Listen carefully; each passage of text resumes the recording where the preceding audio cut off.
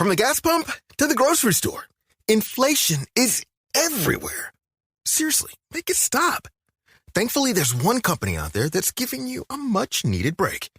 It's Mint Mobile.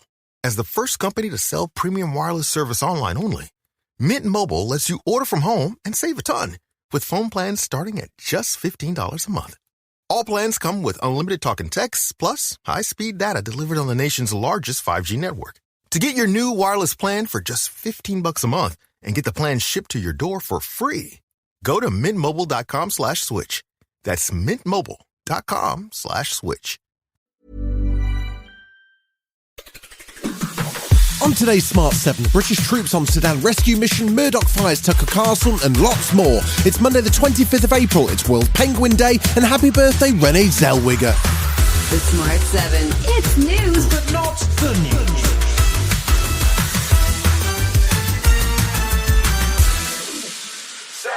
British troops have flown into eastern Sudan on a research mission as the UK looks at how best to evacuate its citizens from the war-torn nation. Power struggles led to intense fighting with hundreds killed and thousands injured.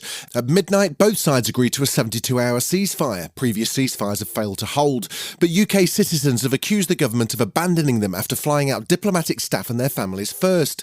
International Development Minister Andrew Mitchell says they're doing all they can. It reflects our very specific legal duty of care to our own diplomatic staff. But let me be clear, the British government, since this crisis broke, has been doing everything it possibly can to make sure that we can evacuate safely our citizens. There's roughly 4,000 British passport holders in the African country, but the Foreign Secretary admitted on Monday that the UK's ability to help is restricted until a ceasefire is reached. Dame Rosalind Marsden, former EU representative for Sudan, told Sky News the top priority is their safety. The options are very constrained given the fact that there's fighting going on in the streets, so it's difficult to get people safely to an assembly point. John Kirby is the National Security Coordinator for the US government and was involved in putting the ceasefire together. We have made it very clear that they are responsible for the lives and livelihoods not only of the Sudanese people, but for all the foreign nationals that are in Khartoum and in Sudan today.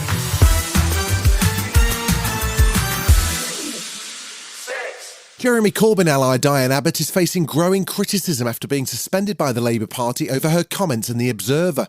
The MP suggested the Irish, Jewish and the traveller community don't face the same level of racism as black people, writing that many types of white people instead suffer prejudice. She's since apologised and withdrawn her comments, but there's going to be an investigation. Sir Keir Starmer says Labour needed to take a hard line on this one. In my view, what she said was to be condemned. It was anti-Semitic. It's absolutely right that we acted as swiftly as we did. That's the change that you've seen in the Labour Party. Hackney North and Stoke Newington in London, where Abbott is MP, is home to one of the largest Jewish communities in Europe. Lord Mann, who's now the government's independent advisor on anti-Semitism, thinks her time in politics is coming to an end. Has she not thought about her own constituents in this? It's awful. You know, I think the best thing she could do is say she's going to stand down at the next election.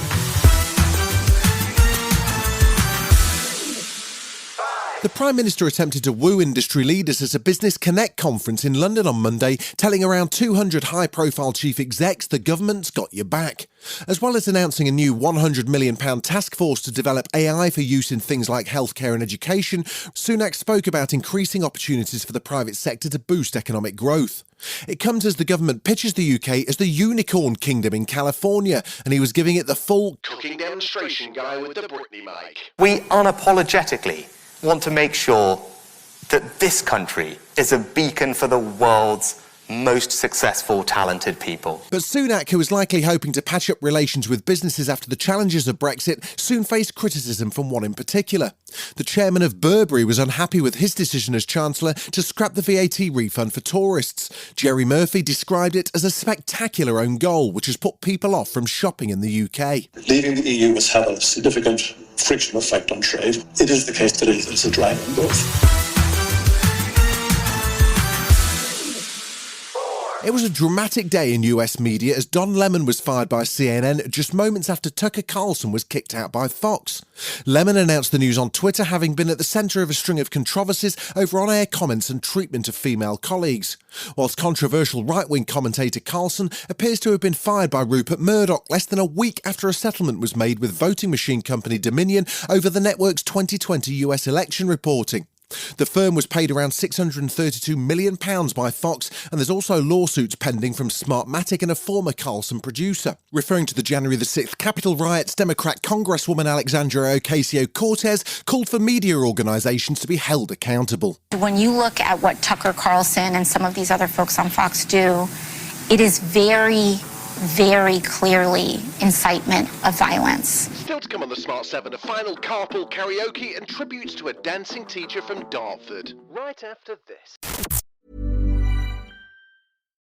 Strike! Tell me something I don't know, Ump. Well, unlike that nasty curveball, there aren't any surprises when you finance your next car with Carvana. You get real terms personalized for you right in your strike zone. Really? Steer-right! How am I supposed to focus when you're telling me about Carvana? Well, Slugger, you gotta keep your eye on the ball. Just like you can keep an eye on your customized down and monthly car payments. I can customize those? He's out and on his way to finance his next car with Carvana. Visit Carvana.com or download the app to get pre-qualified today. We'll drive you happy at Carvana. Welcome back. Christian Stellini has been sacked as interim manager of Tottenham. Chairman Daniel Levy says the club's 6-1 thrashing against Newcastle was wholly unacceptable and he had to take action. Spurs conceded 5 goals in the opening 21 minutes. He's the unlucky 13th manager to lose his gig this year. Meanwhile, Burnley boss Vincent Kompany has been named EFL Manager of the Season after guiding the club back to the Premier League over the weekend. But the Belgian's also facing interest from elsewhere, including Chelsea, but he's keeping his cards close to his chest. But I made a decision very early on in my career as a coach to never participate in speculation. So I've been very privileged to work in a good environment this season, and it's been a fantastic experience.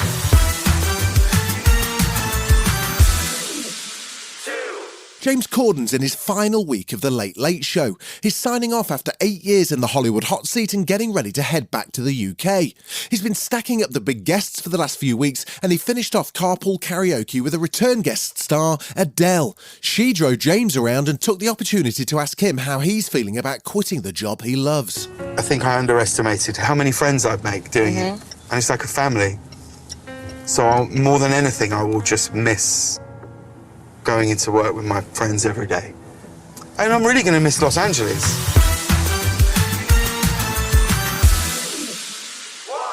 Len Goodman's been described by his Strictly co-stars as a national treasure and a ballroom legend following his death aged 78.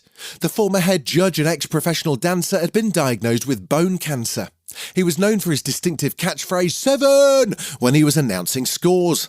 He served as head judge on Strictly and on the US version Dancing with the Stars, but he said he never forgot his first producer's advice. Rest in peace, Len. You know, so I was a bit anxious and so on.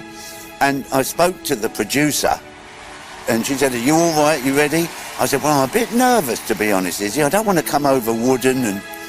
And she said, the best thing for me, she said, "Be yourself and be honest." And that's what I've always tried to do.